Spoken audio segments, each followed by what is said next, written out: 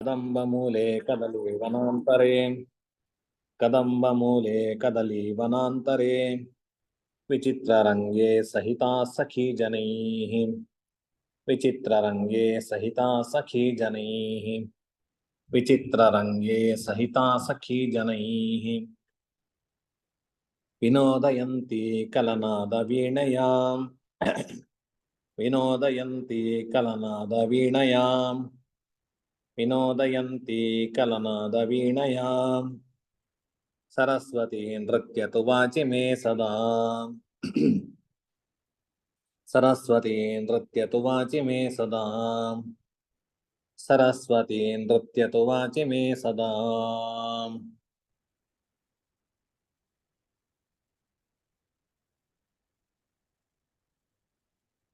ಇಲ್ಲಿ ಸರಸ್ವತಿಯ ಪ್ರಾರ್ಥನೆಯನ್ನು ಮಾಡ್ತಾ ಇದ್ದಾರೆ. ಸರಸ್ವತಿ ನೃತ್ಯತು ವಾಚಿ ಮೇ ಸದಾ. ವಾಚಿ ನನ್ನ ಮಾತುಗಳಲ್ಲಿ, ನನ್ನ ನಾಲಿಗೆಯಲ್ಲಿ. ಸರಸ್ವತಿ ಸದಾ ನೃತ್ಯತು, ಯಾವಾಗಲೂ ಸರಸ್ವತಿಯು ನರ್ತನವನ್ನು ಮಾಡಲಿ ಎಂಬುದಾಗಿ. ಎಂತಹ ಸರಸ್ವತಿ ಅಂತೇಳಿ ಹೇಳಿದ್ರೆ, ಕದಂಬ ಮೂಲೆ ಕದಲೀವನಾಂತರೇ. ಕದಂಬ ಮೂಲೆ, ಕದಂಬ ವೃಕ್ಷದ ಕೆಳಗಡೆ, ಮೂಲ ಭಾಗದಲ್ಲಿ ಅಂದ್ರೆ ಬೇರಿನ ಹತ್ತಿರ, ಅಂದ್ರೆ ಕೆಳಗಡೆ ಕುಳಿತವಳು ಅಂತೇಳಿ ಅರ್ಥ.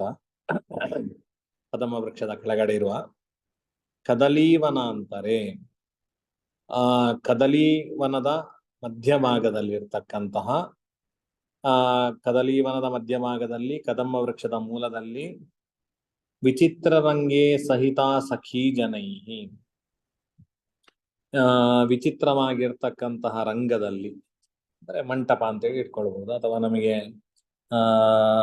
ಒಂದು ವೇದಿಕೆ ಅಂತೇಳಿ ಇಟ್ಕೊಳ್ಬಹುದು. ಆ ವೇದಿಕೆಯಲ್ಲಿರ್ತಕ್ಕಂತಹ ಸಖೀ ಜನೈಹಿ ಸಹಿತ, ಸಖಿಯರಿಂದ ಕೂಡಿಕೊಂಡು ಕಲನಾದ ವೀಣೆಯ ವಿನೋದಯಂತಿ ಸರಸ್ವತಿ, ಅಂದ್ರೆ ವೀಣೆಯ ನಾದದ ಕಲರವದಿಂದ ಎಲ್ಲರನ್ನೂ ಕೂಡ ವಿನೋದಗೊಳಿಸ್ತಕ್ಕಂತಹ, ಸಂತೋಷಗೊಳಿಸ್ತಕ್ಕಂತಹ, ಅವಳ ಸುತ್ತ ಇರ್ತಕ್ಕಂಥ ಜನಗಳನ್ನೆಲ್ಲ ಸಂತೋಷ ಪಡಿಸ್ತಾ ಇದ್ದಾಳೆ. ಯಾವುದರಿಂದ ಅಂತ ಹೇಳಿದ್ರೆ ಕಲನಾದ ವೀಣೆಯ ಅಂತೇಳಿ, ವೀಣಾನಾದದಿಂದಾಗಿ, ವೀಣಾನಾದದ ಕಲರವದಿಂದಾಗಿ ಎಲ್ಲರನ್ನು ಸಂತೋಷ ಪಡಿಸ್ತಕ್ಕಂತಹ ಸರಸ್ವತಿಯು, ಅಂತಹ ಸರಸ್ವತಿಯು ನನ್ನ ನಾಲಿಗೆಯಲ್ಲಿ ನರ್ತನ ಮಾಡಲಿ, ಅರ್ಥಾತ್ ನನಗೆ ಒಳ್ಳೆಯ ವಾಕ್ ಶಕ್ತಿಯನ್ನು ಕೊಡ್ಲಿ ಅಂತೇಳಿ ಕದಂಬ ಮೂಲೆ ಅಂದ್ರೆ ಕದಂಬ ವೃಕ್ಷದ ಕೆಳಗಡೆ ಕದಲೀವನದ ಮಧ್ಯದಲ್ಲಿ ವಿಚಿತ್ರವಾದ ರಂಗದಲ್ಲಿರ್ತಕ್ಕಂತಹ, ಅಂದ್ರೆ ವಿಚಿತ್ರ ಅಂತ ಹೇಳಿದ್ರೆ ನಮ್ಮ ಕನ್ನಡದ ವಿಚಿತ್ರ ಅಲ್ಲ, ವಿಚಿತ್ರವಾಗಿರ್ತಕ್ಕಂತಹ ಒಂದು ಉತ್ತಮವಾಗಿರ್ತಕ್ಕಂತಹ ರಂಗದಲ್ಲಿರ್ತಕ್ಕಂತಹ ಸಖಿ ಜನೈಹಿ ಸಹಿತ, ಸಖಿಯರೊಂದಿಗೆ ಕೂಡಿರ್ತಕ್ಕಂತಹ, ತನ್ನ ವೇಣುನಾದದ ಕಲರವದಿಂದಾಗಿ, ಶಬ್ದದಿಂದಾಗಿ ಎಲ್ಲರನ್ನೂ ಕೂಡ ಸಂತೋಷಗೊಳಿಸ್ತಕ್ಕಂತಹ ಸರಸ್ವತಿಯು ನನ್ನ ವಾಕ್ ಶಕ್ತಿಯಲ್ಲಿ, ಅಂದ್ರೆ ನನ್ನ ನಾಲಿಗೆಯಲ್ಲಿ ನರ್ತನ ಮಾಡಲಿ, ಅರ್ಥಾತ್ ಒಳ್ಳೆಯ ಮಾತುಗಳನ್ನು ನನ್ನಿಂದ ಹೇಳಿಸ್ಲಿ ಅಂತೇಳಿ ಮೊದಲಿಗೆ ಒಂದು ಇದು ಶ್ಲೋಕವನ್ನ ಹೇಳಿದ್ದಾರೆ. ಈ ದ್ವಿತೀಯ ಸೋಪಾನಕ್ಕೆ ಮಂಗಳ ಶ್ಲೋಕ. ನಮಗೆ ಹೇಗೆ ಮೊದಲ ಸೋಪಾನಕ್ಕೆ ಯಸ್ಯೋದೆ ಅಂತೇಳಿ ಹೇಳ್ತೇವೆ, ಹಾಗೆ ದ್ವಿತೀಯ ಸೋಪಾನಕ್ಕೆ ಇದು ಮಂಗಳ ಶ್ಲೋಕ, ಮಂಗಳಾಚರಣೆ ಶ್ಲೋಕ.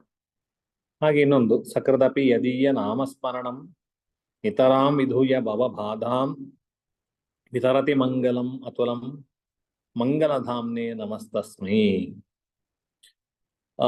ಮಂಗಲಧಾಮದಲ್ಲಿರ್ತಕ್ಕಂತಹ ಸಕೃದಪಿ ಯದೀಯ ನಾಮಸ್ಮರಣಂ, ಸಕೃದಪಿ ಯದೀಯ ನಾಮಸ್ಮರಣಂ, ಸಕೃದಪಿ ಯದೀಯ ನಾಮಸ್ಮರಣಂ ನಿತರಾಂ ವಿಧೂಯ ಭವಬಾಧಾಂ, ನಿತರಾಂ ವಿಧೂಯ ಭವಬಾಧಾಂ, ನಿತರಾಂ ವಿಧೂಯ ಭವಬಾಧಾಂ ವಿತರತಿ ಮಂಗಲಂ ಅತುಲಂ, ವಿತರತಿ ಮಂಗಲಂ ಅತುಲಂ, ವಿತರತಿ ಮಂಗಲಮತುಲಂ ಮಂಗಲಧಾಮ್ನೆ ನಮಸ್ತಸ್ಮೈ, ಮಂಗಲಧಾಮ್ನೆ ನಮಸ್ತಸ್ಮೈ, ಮಂಗಲಧಾಮ್ನೆ ನಮಸ್ತಸ್ಮೈ. ತಸ್ಮೈ ಮಂಗಲಧಾಮ್ನೆ ನಮಃ. ಅಂತಹ ಮಂಗಲ ಧಾಮ್ನ ಅಂದ್ರೆ ಮಂಗಲ ವಸ್ತುಗಳಿಗೆಲ್ಲ, ಎಲ್ಲಾ ಮಂಗಳಗಳಿಗೂ ಧಾಮ ಮನೆಯಾಗಿರತಕ್ಕಂಥ ಅಂದ್ರೆ ಯಾವರಲ್ಲಿ ಎಲ್ಲಾ ಮಂಗಲಗಳು ಇದೆಯೋ ಅಂತಹ ಮಂಗಲಕರವಾಗಿರ್ತಕ್ಕಂತಹ ಇಲ್ಲಿ ಕೃಷ್ಣನ ಸ್ತೋತ್ರವನ್ನ ಮಾಡ್ತಾ ಇರುವಂತದ್ದು ವಿಷ್ಣುವಿಗೆ ಸಂಬಂಧಪಟ್ಟ ವಿಷಯ. ಅಂತಹ ಮಂಗಲ ಧಾಮ ಮಂಗಲಕ್ಕೆ ಯಾರಲ್ಲಿ ಎಲ್ಲಾ ಮಂಗಲಗಳು ಅಡಗಿದೆಯೋ ಅಂತಹ ಮಂಗಲಕರನಾದ ಕೃಷ್ಣನಿಗೆ ನಮಃ ನಮಃ ನಮಸ್ಕಾರ ಮಾಡ್ತೇನೆ. ಸಕೃತಪಿ ಯದೀಯ ನಾಮಸ್ಮರಣಂ, ಎಂತಹ ಅವನ ಬಗ್ಗೆ ಒಂದಷ್ಟು ವಿಶೇಷಗಳು. ಯದೀಯ ನಾಮಸ್ಮರಣಂ ಸಕೃತಪಿ, ಒಂದು ಸಲ ಮಾಡಿದರು, ಯದೀಯ ಯಾರ ನಾಮಸ್ಮರಣೆಯನ್ನು ಸಕೃತಪಿ ಕ್ರಿಯತೆ ಒಂದು ಸಲ ಮಾಡಿದರೂ ಕೂಡ ಭವಬಾಧಾಂ ನಿತರಾಂ ವಿಧೂಯ, ಯಾರ ನಾಮಸ್ಮರಣೆಯನ್ನು ಒಂದೇ ಸಲ ಮಾಡಿದ್ರೂ ಕೂಡ ಭವ ಅಂತ ಹೇಳಿದ್ರೆ ಸಂಸಾರ, ಬಾಧೆಗಳು ಅಂತ ಹೇಳಿದ್ರೆ ತೊಂದರೆಗಳು, ಬಾದ್ರೆ ವಿಲೋಡನೆ ನಮ್ಮನ್ನೆಲ್ಲ ವಿಲೋಡನೆ ಮಾಡ್ತಕ್ಕಂಥ ಶಕ್ತಿಗಳು, ತೊಂದರೆಗಳು ಅಂತ ಅದರ ಅರ್ಥ ಅದು. ಸಂಸಾರ ತಾಪತ್ರಯಗಳನ್ನು, ಸಂಸಾರದ ತಾಪಗಳನ್ನು ನಿತರಾಂ ವಿಧೂಯ, ನಿತರಾಂ ಅಂತ ಹೇಳಿದ್ರೆ ಸ್ವಲ್ಪವೂ ಬಿಡದೆ ಎಲ್ಲವನ್ನು ಕೂಡ ವಿಧೂಯ ದೂರ ಮಾಡತಕ್ಕಂತಹ ಅತುಲಂ ಮಂಗಲಂ ವಿತರತಿ, ಅತುಲವಾಗಿರ್ತಕ್ಕಂತಹ ನಮಗೆ ಲೆಕ್ಕ ಮಾಡಲಿಕ್ಕೆ ಸಾಧ್ಯ ಇಲ್ಲ ಅಷ್ಟು ಮಂಗಲವನ್ನು ನಮಗೆ ಕೊಡ್ತಕ್ಕಂತಹ ಮಂಗಲಧಾಮ್ನೆ, ಮಂಗಲಧಾಮನಾಗಿರ್ತಕ್ಕಂತಹ ಶ್ರೀಕೃಷ್ಣನಿಗೆ ನಮಸ್ಕಾರ. ಅಂದ್ರೆ ಕೃಷ್ಣನಾಮ ಸ್ಮರಣೆಯನ್ನು ನಾವು ಒಂದು ಸಲ ಮಾಡಿದ್ರೂ ಸಾಕು, ನಮ್ಮ ಸಂಸಾರದ ಎಲ್ಲವನ್ನು ಕೂಡ ಕಳಿತಾನೆ. ಅಷ್ಟು ಮತ್ತೆ ಬಾಧೆಗಳಿಲ್ಲ, ಅಷ್ಟು ಒಂದು ನಾಮಸ್ಮರಣೆಗೆ ಅಷ್ಟು ಬೆಲೆ ಉಂಟು.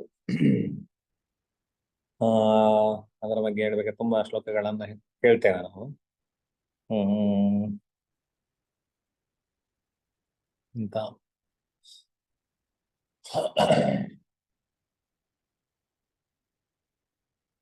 ನಾರಾಯಣ ನಾಮಸ್ಮರಣೆಗಳಿಗೆ ಅಂದ್ರೆ ಅವನಷ್ಟು ದೊಡ್ಡ ಕಳ್ಳ ಇಲ್ಲ ಅಂತ ಹೇಳುವಂಥದ್ದು ಉಂಟು. ಒಂದು ನಾಮಸ್ಮರಣೆ ಹೇಳಿದ್ರೆ ಸಾಕು ನಮ್ಮೆಲ್ಲ ಪಾಪಗಳನ್ನೆಲ್ಲ ಕಳ್ಳತನ ಮಾಡ್ತಾನೆ ಅಂತೇಳಿ. ಅದ ನಾರಾಯಣೋ ನಾಮ ನರೋ ನರಾಣ ಪ್ರಸಿದ್ಧ ಚೌರ ಕಥಿತ ಪೃಥಿವ್ಯ ಅಂತೇಳಿ, ಅಥವಾ ನಾಮಸ್ಮರಣೆಗೆ ಬೇಕಾದಷ್ಟು ಕೆಲವು ಸಂಖ್ಯೆ ಕಲಿಯುಗದಲ್ಲಿ ವಿಶೇಷ ನಾಮಸ್ಮರಣೆಗೆ ಬಲ ಹೇಳುವಂಥದ್ದೆಲ್ಲ ನಮಗೆ ಬೇಕಾದಷ್ಟು ಶ್ಲೋಕಗಳೇ. ಅಂತೂ ನಾಮಸ್ಮರಣೆಯ ಮಹಾತ್ಮೆಯನ್ನು ಈ ಶ್ಲೋಕದಲ್ಲಿ ಕೂಡ ಹೇಳ್ತಾ ಇದ್ದಾರೆ. ಅಂತಹ ಮಂಗಲಧಾಮನಾಗಿರ್ತಕ್ಕಂತಹ ಕೃಷ್ಣನಿಗೆ ನಮಸ್ಕಾರ ಎಂಬುದಾಗಿ. ಇದು ಎರಡು ಇದು ನಮಗೆ ಇಷ್ಟ ದೇವತೆಗಳ ಸ್ಮರಣೆ. ಇದು ಆನಂತರದಲ್ಲಿ ಇನ್ನು ಜಾತಕ ಮಾಡುವಂತಹ ರಚನೆಯ ಕ್ರಮವನ್ನ ತಿಳಿಸ್ತಾ ಇದ್ದಾರೆ. ಇಲ್ಲಿ ಶ್ರೀಪತಿ ಪದ್ಧತಿ ಎಂಬತಕ್ಕಂತಹ ಒಂದು ಗ್ರಂಥ, ಅದರ ರಚಯಿತೃ ಶ್ರೀಪತಿ ಆಚಾರ್ಯರು ಅಂತೇಳಿ. ಅವರು ಏನ್ ಹೇಳ್ತಾರೆ ಅಂತ ಹೇಳಿದ್ರೆ, ಜ್ಞೇಯೋತ್ರ ಪ್ರಥಮಂ ಹಿ ಜನ್ಮ ಸಮಯ ಛಾಯಾದಿ ಯಂತ್ರೈ ಸ್ಫುಟಃ ಅಂತೇಳಿ. ಜಾತಕ ರಚನೆ ಮಾಡ್ಬೇಕಾದ್ರೆ ಮೊದಲಿಗೆ ನೀವು ಏನ್ ಮಾಡ್ಬೇಕು ಅಂತ ಹೇಳಿದ್ರೆ, ಜ್ಞೇಯ ಹತ್ರ ಪ್ರಥಮಂ ಹಿ ಜನ್ಮ ಸಮಯ, ಪ್ರಥಮವಾಗಿ ನಾವು ತಿಳ್ಕೊಳ್ಬೇಕಾಗಿರುವಂತದ್ದು ಜನ್ಮ ಸಮಯ ಯಾವುದು ಅಂತೇಳಿ ತಿಳ್ಕೊಳ್ಬೇಕು. ಜನ್ಮ ಸಮಯ ಅತೀ ನಿಖರವಾಗಿ ಬೇಕಾಗ್ತದೆ. ಅದರ ಮೇಲೆ ಇಡೀ ಜಾತಕದ ಫಲಗಳು ಇರುವಂತದ್ದು, ಅಥವಾ ಜಾತಕದ ವ್ಯವಸ್ಥೆ ಇರುವಂತ. ಜಾತಕ ಸರಿಯಾದ್ರೆ ಜಾತಕ ಫಲಗಳು ಸರಿಯಾಗ್ತದೆ. ಜಾತಕ ಸರಿಯಾಗಿ ರಚನೆ ಮಾಡಬೇಕಾಗಿದ್ರೆ ನಮಗೆ ಸ್ಪಷ್ಟವಾಗಿ ಜನ್ಮ ಸಮಯದ ಪರಿಜ್ಞಾನ ಅಂತಕ್ಕಂಥದ್ದು ನಮಗೆ ಬೇಕಾಗ್ತದೆ. ಯಾವುದರಿಂದ ಸ್ಪಷ್ಟ ಆಗ್ತದೆ ಅಂತ ಹೇಳಿದ್ರೆ, ಛಾಯಾದಿ ಯಂತ್ರೈಹಿ ಸ್ಫುಟಃ. ನೆರಳು, ಈಗ ಹಿಂದೆಲ್ಲ ಒಂದು ಕೋಲನ್ನು ಊರಿ ಆ ನೆರಳಿಗೆ ಅನುಗುಣವಾಗಿ ನಮಗೆ ಲಗ್ನವನ್ನ ಕಂಡು ಹಿಡಿತಾ ಇದ್ರು. ಲಗ್ನ ಯಾವುದು ಲಗ್ನ ಹುಟ್ಟಿರುವಂತದ್ದು ಅಥವಾ ಯಾವ ಸಮಯ ಅಂತೇಳಿ ಹಿಂದೆಲ್ಲ ಗಳಿಗೆ ಬಿಗಳಿಗೆ ಇದ್ದದ್ದು. ದಿನಮಾನದಲ್ಲಿ ನಮಗೆ ಈಗಲೂ ಕೂಡ ಗಳಿಗೆ ಬಿಗಳೆಯಲ್ಲಿ ಹಿಂದಿನ ಜಾತಕಗಳನ್ನೆಲ್ಲ ತೆಗೆದ್ರೆ ಅದರಲ್ಲಿ ಸಮಯವೇ ಇರುವುದಿಲ್ಲ, ನಮ್ಮ ಈ ಗಂಟೆ ಇರುವುದೇ ಇಲ್ಲ. ನಮಗೀಗ ಸಾಫ್ಟ್ವೇರ್ಗೆಲ್ಲ ಹಾಕ್ಬೇಕಾದ್ರೆ ಈಗಿನ ಗಂಟೆಗಳು ಬೇಕೇ ಬೇಕಾಗ್ತದೆ. ಹಿಂದಿನ ಜಾತಕದಲ್ಲಿ ಎಲ್ಲ ಗಂಟೆಗಳ ಉಲ್ಲೇಖ ಇರುವುದಿಲ್ಲ, ಡೇಟ್ ಹಾಕಿರ್ತಾರೆ, ಮತ್ತೆ ಗಳಿಗೆ ಬಿಗಳಿಗೆಯನ್ನು ಹಾಕಿರ್ತಾರೆ. ಇಷ್ಟು ಗಳಿಗೆಗೆ ಉದಯಾದಿ, ಇಷ್ಟು ಗಳಿಗೆಗೆ ಉದಯಾತ್ ಪರ ಇಷ್ಟು ಗಳಿಗೆ, ಅಥವಾ ರಾತ್ರಿಯಲ್ಲಿ ಇಷ್ಟು ಗಳಿಗೆಗೆ ಅಂತ ಹೇಳುವಂತ ಒಂದು ವಿಷಯವನ್ನು ಹಾಕಿ ಇಷ್ಟು ಗಳಿಗೆಗೆ ಹುಟ್ಟಿದ್ದಾನೆ ಅಂತೇಳಿ ಹಾಕಿರ್ತಾರೆ. ಅದರಿಂದೆಲ್ಲ ನಮಗೆ ಛಾಯಾದಿ ಯಂತ್ರಗಳಿಂದಾಗಿ ಈಗ ನಮಗೆ ಇದರ ಸಮಸ್ಯೆ ಇಲ್ಲ. ಹುಟ್ಟಬೇಕಾದ್ರೆ ನರ್ಸಿನ ಕೈಯಲ್ಲಿ ವಾಚ್ ಇರ್ತದೆ, ಡಾಕ್ಟರ್ ಕೂಡಲೇ ನಮಗೆ ನಿಖರವಾದ ಸಮಯಗಳನ್ನು ಈಗ ತಿಳಿಸ್ತಾರೆ. ಅದರಿಂದಾಗಿ ಈ ಕಾಲಘಟ್ಟದಲ್ಲಿ ಅದರ ಬಗ್ಗೆ ಕಷ್ಟಪಡುವಂತಹ ವ್ಯವಸ್ಥೆ ಇಲ್ಲ. ಸುಲಭದಲ್ಲಿ ನಮಗೆ ಜನ್ಮ ಸಮಯದ ಸ್ಪಷ್ಟತೆ, ನಿಖರವಾಗಿ ಯಾವುದು ಜನ್ಮ ಸಮಯ ಅಂತ ಹೇಳುವಂಥದ್ದು ಗೊತ್ತಾಗ್ತದೆ. ಹಿಂದೆಲ್ಲ ಛಾಯಾದಿ ಯಂತ್ರಗಳಿಂದಾಗಿ ಒಂದು ಕೋಲನ್ನೂರಿ ಅದು ನೆರಳು ಎಷ್ಟು ಹೋಗಿರ್ತದೆ ಅದಕ್ಕೆ ಅದಕ್ಕೆ ಒಂದು ಲೆಕ್ಕಾಚಾರ ಮಾಡಿಕೊಂಡು ಇಷ್ಟು ಗಳಿಗೆ ಆಗಿದೆ ಅಂತೇಳಿ ಹಿಂದಿನ ಲೆಕ್ಕಾಚಾರಗಳೆಲ್ಲ ಇತ್ತು. ಅದರಿಂದಾಗಿ ಅದನ್ನ ಜನ್ಮ ಸಮಯವನ್ನ ಮೊದಲಿಗೆ ತಿಳ್ಕೊಳ್ಬೇಕು ಎಂಬುದಾಗಿ ಶ್ರೀಪತಿ ಆಚಾರ್ಯರ ವಚನದಂತೆ ಜಾತಕ ರಚನೆಗೆ ಸ್ಫುಟವಾದ ಜನ್ಮಕಾಲ ಪ್ರಧಾನವಾಗಿ ಅಪೇಕ್ಷಿತವಾಗಿದೆ. ಜನನ ಕಾಲವನ್ನ ಸ್ಫುಟವಾಗಿ ತಿಳಿದು ಅದನ್ನು ಆಶ್ರಯಿಸಿ ರಚಿಸಿದ ಜಾತಕದಿಂದ ಹೇಳುವ ಫಲವಷ್ಟೇ ತತ್ಕಾಲ ಜಾತನಿಗೆ ಅನುಭವಕ್ಕೆ ಬರುತ್ತದೆ. ಅಂದ್ರೆ ಜನ್ಮ ಸಮಯ ಸ್ಫುಟವಾಗಿದ್ರೆ ಆಗ ಜಾತಕವು ಸ್ಪಷ್ಟ ಆಗ್ತದೆ. ಜಾತಕ ಸ್ಪಷ್ಟವಾಗಿ ಜಾತಕ ರಚನೆ ಆದರೆ ಆ ಫಲವು ಅವನಿಗೆ ತತ್ಕಾಲ ಯಾರು ಹುಟ್ಟಿದ್ದಾನೋ ಅವನಿಗೆ ಆ ಫಲಗಳು ಕೂಡ ಅಷ್ಟೇ ಸ್ಪಷ್ಟವಾಗಿ ಅನುಭವಕ್ಕೆ ಬರ್ತದೆ. ಹಾಗಿದ್ರೆ ಜಾತಕ ರಚನೆ ಹೇಗೆ ಬರ್ತದೆ ಎಂಬುದನ್ನು ಫಲದೀಕ್ಷಾಪಕ ಗ್ರಂಥದಲ್ಲಿ ಒಂದು ವಿಷಯವನ್ನು ಹೇಳಿದ್ದಾರೆ. ಯಾವುದು ಜನ್ಮ ಸಮಯ ಅಥವಾ ಯಾವ ಸಮಯವನ್ನು ನಾವು ಇಟ್ಟುಕೊಳ್ಬೇಕು ಎಂಬುದಾಗಿ. ಅದಕ್ಕೆ ಕೇಜಿದ್ ಯಥಾಧಾನ ವಿಲಗ್ನ ಮನ್ಯೇ ಕೇಜಿದ್ ಯಥಾಧಾನ ವಿಲಗ್ನ ಮನ್ಯೇ ಕೇಜಿದ್ ಯಥಾಧಾನ ವಿಲಗ್ನ ಮನ್ಯೇ ಶೀರ್ಷೋದಯಂ ಭೂಪತನಂ ಹಿ ಕೇಚಿತ್ ಶೀರ್ಷೋದಯಂ ಭೂಪತನಂ ಹಿ ಕೇಚಿತ್ ಶೀರ್ಷೋದಯಂ ಭೂಪತನಂ ಹಿ ಕೇಚಿತ್ ಹೋರಾವಿದಶ್ಚೇತನಕಾಯಯೋನ್ಯೋಃ ಹೋರಾವಿದಶ್ಚೇತನಕಾಯಯೋನ್ಯೋಃ ಹೋರಾವಿದಶ್ಚೇತನಕಾಯಯೋನ್ಯೋಃ ವಿಯೋಗಕಾಲಂ ಕಥಯಂತಿ ಲಗ್ನಂ ವಿಯೋಗಕಾಲಂ ಕಥಯಂತಿ ಲಗ್ನಂ ವಿಯೋಗಕಾಲಂ ಕಥಯಂತಿ ಲಗ್ನಂ. ಪದಚ್ಛೇದ ಕೇಚಿತ್ ಯಥಾಧಾನ ವಿಲಗ್ನಂ ಅನ್ಯೇ ಶೀರ್ಷೋದಯಂ ಭೂಪತನಂ ಹಿ ಕೇಚಿತ್ ಹೋರಾವಿದಃ ಚೇತನಕಾಯಯೋನ್ಯೋಃ ವಿಯೋಗಕಾಲಂ ಕಥಯಂತಿ ಲಗ್ನಂ ಎಂಬುದಾಗಿ ಪದಚ್ಛೇದ.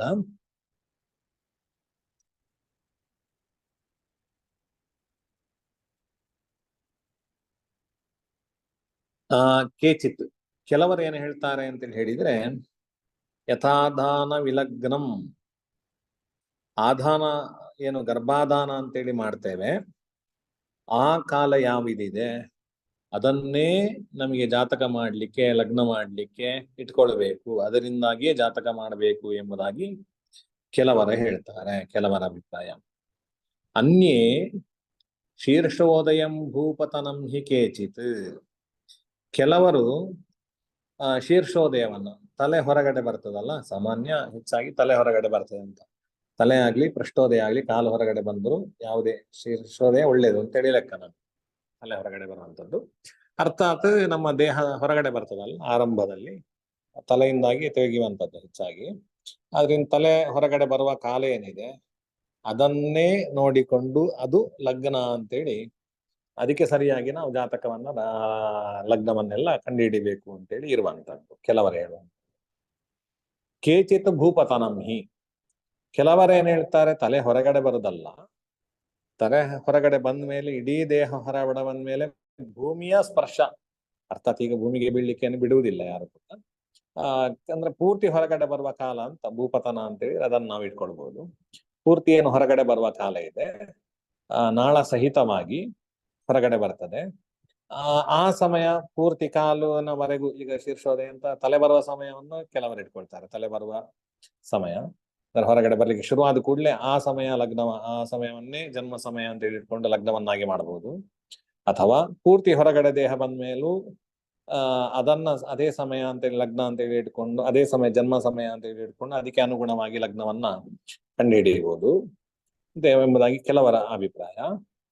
ಹೋರಾವಿದಃ ಚೇತನಕಾಯಯೋನ್ಯೋಃ ವಿಯೋಗ ಕಾಲಂ ಕಥಯಂತಿ ಲಗ್ನಂ. ಹೋರಾವಿದಃ ಹೆಚ್ಚಿನ ಜಾತಕಕಾರರು, ಹೆಚ್ಚಿನ ಹೋರ ವಿದ್ವಾಂಸರು, ಅಂದರೆ ಜಾತಕ ಜ್ಯೋತಿಷ್ಯ ವಿದ್ವಾಂಸರು ಏನು ಹೇಳ್ತಾರೆ ಅಂತ ಹೇಳಿದ್ರೆ, ಚೇತನ ಕಾಯಯೋನ್ಯೋಃ ವಿಯೋಗ ಕಾಲಂ, ತಾಯಿಯ ದೇಹಕ್ಕೂ ಮಗುವಿನ ದೇಹಕ್ಕೂ ಅಂದ್ರೆ ಯೋನಿಗೆ ಮತ್ತೆ ಶರೀರಕ್ಕೆ ವಿಯೋಗ, ಅರ್ಥಾತ್ ನಾಭಿಯ ಏನು ನಾಭಿನಾಳವನ್ನ ಕಟ್ಟು ಮಾಡ್ತಾರಲ್ಲ, ಆ ಛೇದನ ಕಾಲ, ಅದನ್ನೇ ಜನ್ಮ ಸಮಯ ಅಂತೇಳಿ ಇಟ್ಕೊಂಡು ನಾಲಚ್ಛೇದನ ಸಮಯವನ್ನೇ ಜನ್ಮ ಸಮಯ ಅಂತೇಳಿ ಇಟ್ಕೊಂಡು ಅದಕ್ಕೆ ಅನುಗುಣವಾಗಿ ಲಗ್ನವನ್ನು ರಚನೆ ಮಾಡಬೇಕು ಅಂತೇಳಿ ವಿದ್ವಾಂಸರ ಜ್ಯೋತಿಷ್ಯಜ್ಞರ ಅಭಿಪ್ರಾಯ ಇದು ಅಂತೇಳಿ ಹೋರಾವಿದ ಅಂತ ಅದಕ್ಕೆ ಆ ಶಬ್ದವನ್ನೇ ಬಳಸಿ ಹೇಳಿದ್ದಾರೆ. ಇದು ಜಾತಕವನ್ನ ಮಾಡ್ಲಿಕ್ಕೆ ಇರುವಂತಹ ವ್ಯವಸ್ಥೆ. ಜಾತಸ್ಯ ಇದಂ ಜಾತಕಂ. ಜಾತಕ ಅಂತೇಳಿ ಹೇಳಿದ್ರೆ ಹುಟ್ಟಿದವನಿಗೆ ಇರುವಂತದ್ದು ವ್ಯವಸ್ಥೆಗಳು. ನಮಗೆ 2 ಗ್ರಂಥಗಳಿದೆ, ಲಘು ಜಾತಕಂ, ಬೃಹತ್ ಜಾತಕಂ ಅಂತೇಳಿ 2 ಗ್ರಂಥಗಳಿದೆ. ವರಾಹಮಿಹಿರಾಚಾರ್ಯರೇ ರಚನೆ ಮಾಡಿರುವಂತದ್ದು. ಅದರಿಂದಾಗಿ ಬೃಹತ್ ಜಾತಕ ಅಂತ ನಮಗೆ ಗೊತ್ತಾಗ್ಬೇಕಾದ್ರೆ ಜಾತಕ ಅಂತ ಹೇಳಿದ್ರೆ ಏನು ಅಂತ ಗೊತ್ತಾಗ್ಬೇಕಾದ್ರೆ ಜಾತಸ್ಯ ಇದಂ ಜಾತಕಂ. ಹುಟ್ಟಿದವನಿಗೆ ಹುಟ್ಟಿದವನ ವ್ಯವಸ್ಥೆ ಹೇಗೆ ಉಂಟು, ಆ ಸಂದರ್ಭದಲ್ಲಿ ಗ್ರಹ ಸ್ಥಿತಿ ಹೇಗುಂಟು, ಅದನ್ನೆಲ್ಲ ರಚನೆ ಮಾಡುವಂತಹ ವಿಷಯಗಳಿಗೆ ಜಾತಕ ಅಂತೇಳಿ ಕರೀತಾರೆ. ಉಳಿದ ವಿಷಯಗಳನ್ನು ನಾಳೆ ಪಾಠದಲ್ಲಿ ನೋಡುವ. ಇವತ್ತಿನ ಪಾಠ ಶ್ರೀಕೃಷ್ಣಾರ್ಪಣಮಸ್ತು. ಪರಿಕಲ್ಪಿತಃ ಶಶಭೃತೋ ವರ್ತ್ಮಾ ಪುನರ್ಜನ್ಮನಾಂ ಆತ್ಮೇತ್ಯಾತ್ಮವಿದಾಂ ಪ್ರತುಶ್ಚೇಡತಾಂ ಭರ್ತಾಮರ ಜ್ಯೋತಿಷಾಂ ಲೋಕಾನಾಂ ಪ್ರಳಯೋದಯ ಸ್ಥಿತಿ ವಿಭುಶ್ಚಾನೇಕಧಾ ಯಶ್ರುತೋ ವಾಚಂನ ಸದಧಾತನೀಕ ಕಿರಣ ತ್ರೈಲೋಕ್ಯ ದೀಪೋ ರವಿ. 1 ನಿಮಿಷ ಇದನ್ನು ಮುಗಿಸಿ ಬಿಡ್ತೇನೆ. ಜಾತಸ್ಯ ಇದಂ ಜಾತಕಂ, ಹುಟ್ಟಿದ ವ್ಯಕ್ತಿಗೆ ಸಂಬಂಧಿಸಿದ್ದು ಎಂಬುದು ಇದರ ಅರ್ಥ. ಅವನಿಗೆ ಸಂಬಂಧಿಸಿದ್ದಾದ್ರೆ ಅದಕ್ಕೆ ಜಾತಕ ಅಂತ ಕರೀತಾರೆ. ಆ ಮಗು ಹುಟ್ಟಿದ ಕೂಡಲೇ ಅದು ಎಷ್ಟು ವರ್ಷದವರೆಗೆ ಬದುಕದೆ, ಅದರ ಇಡೀ ಸಮಗ್ರ ಜೀವನದ ಒಳಿತು ಕೆಡಕು ರೂಪವಾದ ಅನುಭವಗಳನ್ನು ನಮಗೆ ತೋರಿಸ್ತಕ್ಕಂಥದ್ದಕ್ಕೆ ಜಾತಕ ಅಂತೇಳಿ ಹೆಸರು. ಅದರಿಂದಾಗಿ ಜಾತಕ ರಚನೆಗೆ ನಾವು ಶುರು ಮಾಡ್ಬೇಕಾದ್ರೆ ಮುಖ್ಯವಾಗಿ ಜನ್ಮಕಾಲ, ಜನ್ಮ ದಿನಾಂಕ, ಜನ್ಮಸ್ಥಳ, ಈ 3 ಸರಿಯಾಗಿ ತಿಳ್ಕೊಂಡಿರ್ಬೇಕಾಗ್ತದೆ. ಯಾಕೆಂದ್ರೆ ಸ್ಥಳಕ್ಕೆ ಸಂಬಂಧಪಟ್ಟ ಹಾಗೆ ಬೇರೆ ಬೇರೆ ಸ್ಥಳಕ್ಕೆ ಅದರ ಲ್ಯಾಟಿಟ್ಯೂಡ್, ಲ್ಯಾಂಗಿಟ್ಯೂಡ್ ಇತ್ಯಾದಿಗಳು, ಅಕ್ಷಾಂಶ, ರೇಖಾಂಶಗಳಲ್ಲಿ ಬದಲಾವಣೆ ಇರುವುದರಿಂದಾಗಿ ಆ ವ್ಯವಸ್ಥೆಗಳು ನಮಗೆ ಸರಿಯಾಗಿ ತಿಳ್ಕೊಳ್ಬೇಕಾಗ್ತದೆ. ಆಯಾ ನಿಮಗೆ ಜಾತಕ ಮಾಡುವಂತ ಒಂದು ಎಫೆಮರಿಸ್ ಅಂತೇಳಿ ಒಂದು ಪುಸ್ತಕ ಇದೆ, ಅದಕ್ಕೆ ಅನುಗುಣವಾಗಿ ಅದರಲ್ಲಿ ಕೊಟ್ಟಿರ್ತಾರೆ. ಆ ಪ್ರಕಾರವಾಗಿ ಜಾತಕ ಮಾಡ್ಬೇಕಾದ್ರೆ ಇದು ಸ್ಪಷ್ಟವಾಗಿ ತಿಳ್ಕೊಂಡಿರ್ಬೇಕಾಗ್ತದೆ. ಅದರಿಂದಾಗಿ ಜನ್ಮ ದಿನಾಂಕ, ಜನ್ಮ ಸಮಯ, ಜನ್ಮ ಕಾಲ, ಬರ್ತ್ ಟೈಮ್, ಬರ್ತ್ ಡೇಟ್, ಬರ್ತ್ ಪ್ಲೇಸ್, ಈ 3 ನಮಗೆ ಸರಿಯಾಗಿ ಗೊತ್ತಿರಬೇಕಾಗ್ತದೆ. ದಿವಮಾನ ನಾಳೆ ಪಾಠ ಪ್ರಾರಂಭ ಮಾಡುವ. ಸರಿ, ಇವತ್ತಿನ ಪಾಠ ಶ್ರೀಕೃಷ್ಣ ಅರ್ಪಣಮಸ್ತು. ಏನಾದ್ರೂ ಪ್ರಶ್ನೆಗಳಿದ್ರೆ 1-2 ನಿಮಿಷ ಇರುತ್ತೆ.